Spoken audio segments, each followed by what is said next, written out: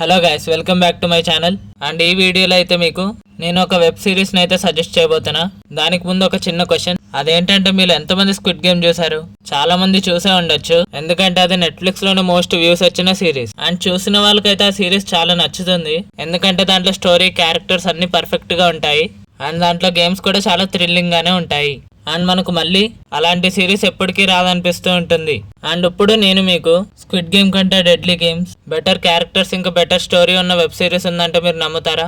మీరు నమ్మాల్సిందే, ఎందుకంటే అలాంటిది ఒకటి ఉంది కాబట్టి. అండ్ ఆ వెబ్ సిరీస్ ఈ రోజు మీ ముందుకు తేబోతున్నాను. అండ్ ఆ వెబ్ సిరీస్ పేరే ఎలిస్ ఇన్ బార్డర్లాండ్. మీరు పేరు విని ఇది చిన్నపిల్లలది అనుకోకండి. ఎలిస్ ఇన్ బార్డర్లాండ్ అనేది ఒక కొరియా సిరీస్ కాదు, ఇది ఒక జాపనీస్ సిరీస్. అండ్ ఈ వెబ్ సిరీస్ ని అందరూ చూడొచ్చు, ఏం ప్రాబ్లం లేదు. 2 సీజన్లు కలిపి ఒక 2-3 సీన్లు ఉంటాయి అంతే, దానికి మించి ఏమి ఉండవు. అండ్ ఈ సిరీస్ ఎలా ఉండబోతుందనే ఒక క్లారిటీ మీకు ఇస్తాను. మనలో చాలా మంది స్క్విడ్ గేమ్ చూసారు కాబట్టి దాంతో కంపేర్ చేసి చెప్తాను. స్క్విడ్ గేమ్ లో మనకి ఏంటంటే ప్లేయర్ సిస్టమ్ తో ఐలాండ్ కి తీసుకొచ్చి గేమ్స్ ఆడిపిస్తారు.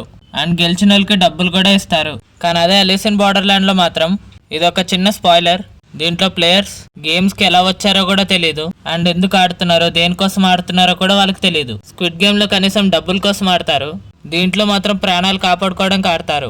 వినడానికి ఇంట్రెస్టింగ్ గా అనిపిస్తుంది కదా, చూస్తే ఇంకా థ్రిల్లింగ్ గా ఉంటుంది. నేను ఒకటి ప్రామిస్ చేసి చెప్తున్నా, మీకు కానీ స్క్విడ్ గేమ్ నచ్చితే ఇది ఖచ్చితంగా నచ్చుతుంది. అండ్ దీంట్లో గేమ్స్ గురించి కూడా మాట్లాడుకోవాలి. స్క్విడ్ గేమ్ లో ఆడే గేమ్స్ అన్ని చిన్నపిల్లల గేమ్సే, కానీ ఎలిస్ ఇన్ బార్డర్లాండ్ లో ఆడే గేమ్స్ మాత్రం చాలా కష్టంగా ఇంకా ఇంట్రెస్టింగ్ గా ఉంటాయి. ఒక్క మాటలో చెప్పాలంటే స్క్విడ్ గేమ్ లో ఉన్న గేమ్స్ ఎలిస్ ఇన్ బార్డర్లాండ్ లో ఉన్న గేమ్స్ తో కంపేర్ చేస్తే ఒక మూలకు కూడా పనికిరావు. అవి ఫిజికల్ గేమ్స్ కావచ్చు, మైండ్ తో ఆడే గేమ్స్ కావచ్చు. సో ఎలిస్ ఇన్ బార్డర్లాండ్ లో ఉన్న గేమ్స్ చాలా బెటర్ అని చెప్పొచ్చు.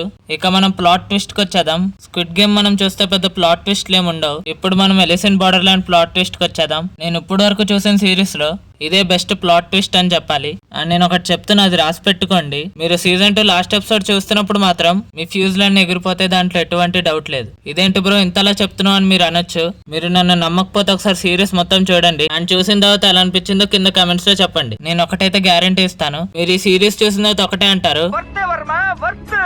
ఈ వెబ్ సిరీస్ సీజన్ 3 అనేది ఈ ఇయర్ సెప్టెంబర్ 25th నెట్ఫ్లిక్స్ లో స్ట్రీమ్ అవుతుంది. నెట్ఫ్లిక్స్ ఉన్న వాళ్ళైతే డెఫినెట్ గా చూడండి.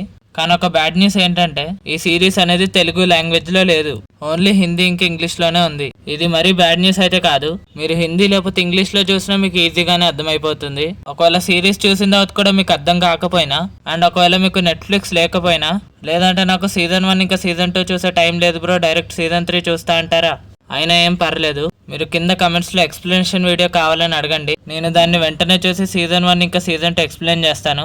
అండ్ నేను వీడియో పెట్టగానే మీ దాకా రావాలంటే నా ఛానల్ని సబ్స్క్రైబ్ చేసుకుని పక్కన బెల్ ఐకాన్ ఆన్లో పెట్టుకోండి. అండ్ ఈ మధ్యనే ఎలిస్ ఇన్ బార్డర్లాండ్ సీజన్ 3 ట్రైలర్ కూడా రిలీజ్ అయింది. ట్రైలర్ అయితే చాలా బాగుంది, మీరు కూడా ఒకసారి చూసేయండి. అండ్ ఇప్పుడు ఈ సిరీస్లోని క్యారెక్టరైజేషన్ గురించి మాట్లాడదాం. సో నేను ఈ సిరీస్లో నా ఫేవరెట్ క్యారెక్టర్ ఎగ్జాంపుల్గా తీసుకుంటాను. అండ్ ఆ క్యారెక్టర్ పేరు చిషియా. అండ్ తన సిరీస్లోనే చాలా ఇంటెలిజెంట్ క్యారెక్టర్. సిరీస్లో తన ఇంటెలిజెన్స్తో గేమ్స్ ఇంకా సిచ్యువేషన్స్ని చాలా బాగా హ్యాండిల్ చేస్తాడు. అండ్ సిరీస్లో తన ఇంటెలిజెన్స్ ముందు హీరో కూడా నిలవలేడు. మీరు ఎలిస్ ఇన్ బార్డర్లాండ్ 2 సీజన్లు చూసిన తర్వాత ఖచ్చితంగా ఫేవరెట్ క్యారెక్టర్స్లో తిను కూడా ఒకడు ఉంటాడు. కానీ నేను మొన్న ఎలిస్ ఇన్ బార్డర్లాండ్ సీజన్ 3 ట్రైలర్ చూస్తున్నప్పుడు చాలా డిసప్పాయింట్ అయ్యాను.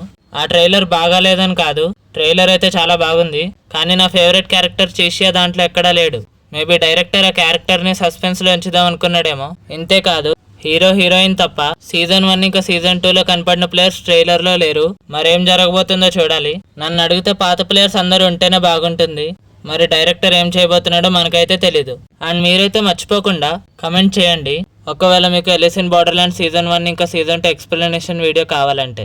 ఈ సిరీస్ అనే కాదు, మీరు ఏ మూవీ అయినా సిరీస్ అయినా ఎక్స్ప్లెయిన్ చేయమని అడిగితే నేను ఖచ్చితంగా చేస్తాను. మీరు జస్ట్ ఆ సిరీస్ లేదా మూవీ పేరు కమెంట్ చేయండి అంతే. ఇంకా నేను ఈ సిరీస్ గురించి అయితే చెప్పను, ఎందుకంటే నేను సిరీస్ మొత్తం స్టోరీ చెప్పేసేటట్టున్నాను. ఒకవేళ మొత్తం చెప్పేస్తే ఆ థ్రిల్ని మీరు మిస్ అవుతారు. సో మొత్తం మీరు చూసి నాకు ఎలా ఉందో చెప్పండి.